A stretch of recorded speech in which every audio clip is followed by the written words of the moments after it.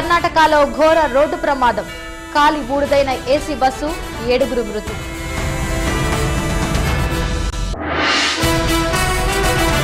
రాష్ట్ర విభజనతో తెలంగాణకే నష్టం. జీవోఎంకి వివరించనున్న సీఎం.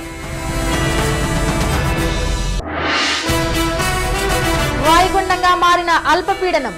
దక్షిణ కోస్తాకు వర్ష సూచన.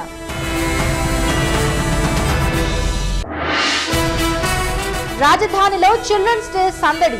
వారం రోజుల పాటు బాలల సినిమాల ప్రదర్శన.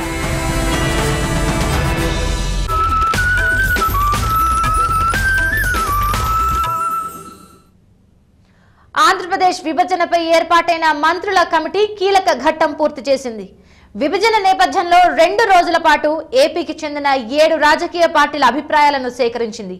కాంగ్రెస్ పార్టీ ఒక్కటే 2 వాదనలు వినిపిస్తే మిగిలిన 6 పార్టీలో 3 పార్టీలు విభజనకు అనుకూలంగా, 2 పార్టీలు వ్యతిరేకంగా అభిప్రాయాలు చెప్తే మజ్లిస్ మాత్రం రాయల తెలంగాణ పాట అందుకుంది. టీడీపీ మాత్రం జీవోఎంతో భేటీని బహిష్కరించింది. రాష్ట్ర విభజనపై మంత్రుల కమిటీ 2 రోజుల పాటు హస్తినలో జరిపిన రాజకీయ సంప్రదింపులు పూర్తయ్యాయి. మొదటి రోజు ఎంఐఎం పార్టీతో మొదలైన అభిప్రాయాల సేకరణలో టీడీపీ మినహా రాజకీయ పార్టీల ప్రతినిధులు విభజన ప్రక్రియపై తమ విధానాల్ని స్పష్టం చేశారు. రాష్ట్రాన్ని విభజిస్తే కర్నూలు, అనంతపురం జిల్లాలతో కలిపి రాయల తెలంగాణ ఇవ్వాలన్న ఎంఐఎం హైదరాబాద్ను ఉమ్మడి రాజధానిగా ఉంచాలన్న ప్రతిపాదనను వ్యతిరేకించింది. విభజన ప్రక్రియకు అసలు సూత్రధారి కాంగ్రెస్ పార్టీ మటుకు 2 ప్రాంతాల వాదనలు వినిపించింది. కాంగ్రెస్ పార్టీ తరపున డిప్యూటీ సీఎం దామోదర్ రాజనరసింహ, మంత్రి వట్టి వసంత్ కుమార్ వేర్వేరు అభిప్రాయాలు తెలియజేశారు. హైదరాబాద్, భద్రాచలం వంటి విషయాల్లో తెలంగాణకు అన్యాయం జరగకుండా విభజన ప్రక్రియ ఉండాలని దామోదర్ తన అభిప్రాయాన్ని వినిపిస్తే, వట్టి దానికి పూర్తి భిన్నంగా సీమాంధ్రకు అనుకూలంగా తన వాదనలు వినిపించారు. కాంగ్రెస్ తరువాత కీలక పార్టీ టీఆర్ఎస్ ఎటువంటి ఆంక్షలు, షరతులు లేని హైదరాబాద్తో కూడిన 10 జిల్లాల తెలంగాణ ఇవ్వాల్సిందేనని మంత్రుల కమిటీకి స్పష్టం చేసింది. శాంతి భద్రతల పేరుతో హైదరాబాద్లో ఎటువంటి జోక్యాన్ని సహించేది లేదని మంత్రుల కమిటీకి వివరించినట్లు టీఆర్ఎస్ అధ్యక్షుడు కేసీఆర్ తెలిపారు. విభజనకు మద్దతుగా మాట్లాడిన సిపిఐ నేతలు ఉమ్మడి రాజధానిగా ఉండే హైదరాబాద్కు ప్రత్యేక మెకానిజం ఏర్పాటు చేయాలని సూచించారు. మరోవైపు బీజేపీ మాత్రం విభజన వ్యవహారంలో జీవోఎం అనుసరిస్తోన్న విధానాన్ని విమర్శించింది. అఖిలపక్షం పేరుతో సర్కార్ నాటకాలాడుతోందని బీజేపీ ఆక్షేపించింది. 2వ రోజు సంప్రదింపుల ప్రక్రియలో పాల్గొన్న సిపిఎం, వైఎస్ఆర్సీ పార్టీలు సమైక్యానికి అనుకూలమైన విధానాన్ని ప్రకటించాయి. రాష్ట్రాన్ని విభజిస్తే సమస్యలు మరిన్ని పెరుగుతాయని సిపిఎం హెచ్చరించింది. రాష్ట్రాన్ని సమైక్యంగానే కొనసాగిస్తూ సమస్యల్ని పరిష్కరించాలని మంత్రుల కమిటీకి సూచించింది. వైఎస్ఆర్సీ అధ్యక్షుడు జగన్ ఇచ్చిన ఒక నివేదికను మంత్రుల బృందానికి అందించిన ఆ పార్టీ ప్రతినిధులు రాష్ట్రాన్ని సమైక్యంగా ఉంచాలని డిమాండ్ చేశారు. సిపిఎం, వైఎస్ఆర్సీ విభజన అక్కర్లేదని స్పష్టమైన స్టాండ్తో ఉంటే టీఆర్ఎస్, సిపిఐ, బీజేపీ విభజన కోరుకుంటున్నాయి. విభజనకు అనుకూలంగా లేఖ ఇచ్చిన టీడీపీ కూడా ఇప్పుడు సమన్యాయం అంటూ ఓ స్టాండ్ తీసుకుంది. కాంగ్రెస్ పార్టీ ఒక్కటే 2 కళ్ల సిద్ధాంతాన్ని ప్రదర్శించింది. రాజకీయ పార్టీల అభిప్రాయాలు తీసుకున్న జీవోఎం ఈ నెల 20 నాటికి నివేదికను సిద్ధం చేయాలని భావిస్తోంది. ముఖ్యమంత్రి కిరణ్ కుమార్ కు ఢిల్లీ నుంచి మళ్లీ పిలుపొచ్చింది. విభజన ప్రక్రియపై 7 రాజకీయ పార్టీల అభిప్రాయాలు తెలుసుకున్న మంత్రుల కమిటీకి సీఎం ఏం చెప్తారో తెలుసుకోనుంది.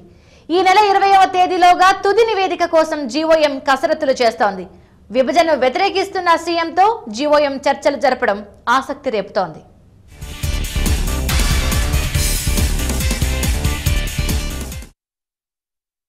రాష్ట్ర విభజన విధి విధానాలపై రాజకీయ పార్టీల అభిప్రాయాలు తీసుకున్న జీవోఎం ఇక ముఖ్యమంత్రి అభిప్రాయాలు కూడా తీసుకోవాలని నిర్ణయించింది. విభజన విషయంలో కాంగ్రెస్ హైకమాండ్ కు కొరకరాని కొయ్యగా తయారైన ముఖ్యమంత్రి కిరణ్ కుమార్ తో ఇవాళ మంత్రుల కమిటీ చర్చించనుంది. ఈ రోజు రాత్రి 8 గంటలకు తమతో సమావేశం కావాలంటూ ముఖ్యమంత్రి కార్యాలయానికి జీవోఎం సమాచారం అందించింది. దీంతో సాయంత్రం 4 గంటలకు కిరణ్ ఢిల్లీ బయలుదేరి వెళ్తారు. విభజనను అన్ని వేదికలపై వ్యతిరేకిస్తూ వచ్చిన సీఎం ఇప్పుడు జీవోఎం ఎదుట సమైక్యవాదాన్ని వినిపించబోతున్నారు. మరోవైపు జీవోఎం ఎదుట హాజరు కావడం అంటే విభజనకు అంగీకరించడమేనని సమైక్యవాదుల నుంచి విమర్శలొస్తున్నాయి. అయితే ఈ విమర్శల్ని తిప్పికొడుతున్నారు సీఎం సన్నిహితులు. కిరణ్ సమైక్య వైఖరిలో ఎలాంటి మార్పు లేదన్నారు. రాష్ట్రం విడిపోతే తలెత్తే సమస్యలను మంత్రుల కమిటీ ముందు ప్రధానంగా ప్రస్తావిస్తారని చెప్పుకొచ్చారు. అటు కిరణ్ కూడా జీఓఎం తనను ఎందుకు పిలిచిందో ఢిల్లీ వెళ్తే కదా తెలిసేదన్నారు. విభజన వల్ల తెలంగాణకే ఎక్కువ నష్టం వాటిల్లుతుందనేది సీఎం వాదన. ఇదే విషయాన్ని జీఓఎంకి స్పష్టం చేయాలని నిర్ణయించారు. సాధారణంగా వరద నీరు, మిగుల జలాల పంపిణీలో దిగువ రాష్ట్రాలకు ఎక్కువ వాటా దక్కుతుంది. అందుకే ఆంధ్రప్రదేశ్కు అదనపు కేటాయింపులు చేయబడ్డాయి. ఒకవేళ రాష్ట్రం విడిపోతే తెలంగాణ కంటే సీమాంధ్రకు నదీ జలాల్లో ఎక్కువ వాటా ఇవ్వాల్సి ఉంటుంది. దీంతో తెలంగాణలో 20 లక్షల ఎకరాలు బీడు భూములుగా మారబోతున్నాయని లెక్క తేల్చారు. రాష్ట్రం సమైక్యంగా ఉంటే కృష్ణా, గోదావరి నదుల అనుసంధానం చేసి రాష్ట్రం మొత్తాన్ని సస్యశ్యామలం చేయొచ్చని సీఎం వాదిస్తారు. నదీ జలాల విషయమే కాకుండా ఉద్యోగుల సమస్యలు, ఆర్టికల్ 371D, హైదరాబాద్ పైన తనదైన శైలిలో వాదనకు రిపోర్ట్ సిద్ధం చేసుకున్నారు ముఖ్యమంత్రి. రాష్ట్ర విభజనను బాహాటంగానే వ్యతిరేకిస్తూ వస్తున్న ముఖ్యమంత్రి జీఓఎం ముందు ఎలా వాదిస్తారు, ఆయన వాదనలపై జీఓఎం ఎలా స్పందిస్తుందన్నది కీలకంశాలుగా మారింది. కిరణ్ విభజనపై ఎలాంటి వైఖరితో ఉన్నారో తనకు తెలీదని 2 రోజుల క్రితం కేంద్ర హోంమంత్రి షిండే వ్యాఖ్యానించారు. సీఎం తనను కలవలేదని, ఆయన కలిసిన తర్వాత వైఖరేంటో తెలుసుకుంటానని చెప్పారు షిండే. రాష్ట్ర విభజన ప్రక్రియను వేగంగా ముగించాలని నిర్ణయించుకున్న జీఓఎం కూడా వరుసగా సమావేశాలు ఏర్పాటు చేసుకుంటోంది.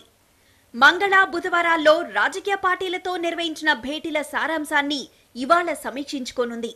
అదేవిధంగా ఇంకా చర్చించని రైల్వే, ఆర్థిక ప్రణాళిక శాఖల కార్యదర్శులతో భేటీ జరుగుతుంది.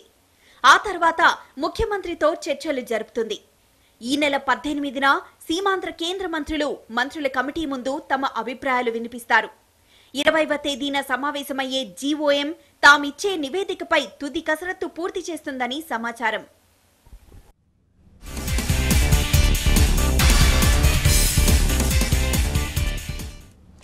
అఖిలపక్షంలో పార్టీలు చెప్పిన అభిప్రాయాలను జీఓఎం పట్టించుకుంటుందా, లేక రికార్డులో నమోదు చేసుకుని పక్కన పడేస్తాయా? ఈ సందేహం వచ్చింది ఎవరికో కాదు, ఇటు రాష్ట్రంలో అటు కేంద్రంలో ఉన్న 2 ప్రధాన ప్రతిపక్షాలకు. అఖిలపక్షంతో ఒరిగేదేమీ లేదనే అభిప్రాయాన్ని చెబుతున్నాయి టీడీపీ, బీజేపీ. విభజన ప్రక్రియలో దూసుకుపోతున్న కేంద్ర మంత్రుల కమిటీ రాష్ట్రంలో ప్రాతినిధ్యం వహిస్తున్న రాజకీయ పార్టీల అభిప్రాయాలను మరోసారి అడిగి తెలుసుకుంది. టీడీపీ తప్ప మిగిలిన 7 పార్టీలు ఢిల్లీకి వెళ్లి జీఓఎం ముందు అభిప్రాయాలు కూడా చెప్పాయి. ఎంతవరకు బాగానే ఉంది. కానీ అఖిలపక్షం భేటీలో మరోసారి రాజకీయ పార్టీలు చెప్పిన అభిప్రాయాలను, ఇచ్చిన సూచనల్ని జీఓఎం పట్టించుకుంటుందా అనే ప్రశ్న తెర మీదకొస్తోంది. అఖిలపక్షం ముందు పార్టీలు వినిపించిన వాదనలకు జీఓఎం పెద్ద ప్రాధాన్యత ఇవ్వదనే ప్రచారం కూడా నడుస్తోంది. సమస్యలు ఎన్ని వచ్చినా విభజనకు వెనకాడవద్దనే ఉద్దేశంతో ముందుకు వెడుతున్న కాంగ్రెస్ ప్రభుత్వం కేవలం రికార్డు కొరకే రాజకీయ పార్టీల అభిప్రాయాలు అడిగిందనే భావన వ్యక్తమవుతోంది. అటు కేంద్రంలో ఇటు రాష్ట్రాల్లో కాంగ్రెస్ ప్రభుత్వానికి ప్రధాన ప్రతిపక్షాలుగా ఉన్న బీజేపీ, టీడీపీలు ఇలాంటి ఆరోపణలే చేస్తున్నాయి. విభజన సమస్యల పరిష్కారం పేరుతో అన్ని రాజకీయ పార్టీలను ఢిల్లీకి పిలిపించిన జీఓఎం దగ్గర ఎలాంటి సమాచారం లేకపోవడం దారుణమన్నారు టీడీపీ అధినేత చంద్రబాబు. 11 అంశాలను చేతిలో పెట్టి పార్టీల అభిప్రాయాలు కోరారు తప్ప తాము ఏం చేస్తున్నారో చెప్పలేదని విమర్శించారు. ఎంత అపహాస్యం అండి! మీ దగ్గర సమాచారం లేదు, మీరు ప్రిపేర్ కాలేదు, మీ దగ్గర ఏమీ లేదు. కానీ అన్ని పార్టీలు లెటర్ రాయమంటారు, ఈమెయిల్ పంపేయమంటారు, 1-to-1 ఇంటర్వ్యూ అంటారు. ఇవన్నీ కూడా ఒక ప్రహసనంగా తయారయ్యే పరిస్థితి వచ్చింది. రేపు రికార్డు పర్పస్ కోసం వీళ్ళు చేసే ఎక్సర్సైజ్ తప్ప ఇంకోటి కాదు. ఇటు 3 కొత్త రాష్ట్రాలను ఏర్పాటు చేసిన భారతీయ జనతా పార్టీ రాష్ట్ర నాయకుల్లో కూడా ఇలాంటి అభిప్రాయమే వ్యక్తమవుతోంది. 11 అంశాలపై స్పష్టత కోరిన జీఓఎం అఖిలపక్షంతో కొత్తగా నేర్చుకునేది, అనుసరించేది ఏమీ లేదని అంటున్నారు. ఆ 11 సమస్యలకు పరిష్కారం చూపడమే జీఓఎం బాధ్యత అని చెప్పుకొస్తున్నారు. గ్రూప్ ఆఫ్ మినిస్టర్స్ కు ఇవ్వవలసినటువంటి 11 పాయింట్స్ లో పెద్ద చెప్పాల్సినటువంటి అన్ని ప్రధానమైనటువంటి లేవు. పొద్దున స్నానం చేయాలనేది అందరికీ తెలుసు, స్నానం చేస్తాం. స్నానం చేసిన తర్వాత 2వ పాయింట్ ఏంటంటే మీరు డ్రెస్ వేసుకోవాలనేది. 3వది ఏంటంటే తప్పకుండా బనియన్ కానీ తర్వాత కటార్ వేసుకోవాలి. 3వ పాయింట్. ఇవి తప్ప ఇంకేం లేవు అందులో.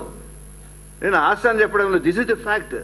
జీఓఎం నిర్వహించిన అఖిలపక్షంపై రాష్ట్రంలోని 2 ప్రధాన పార్టీలు వ్యక్తం చేసిన అభిప్రాయాలు విభజన వివాదాల్లో మరో కొత్త దుమారానికి దారితీస్తున్నాయి.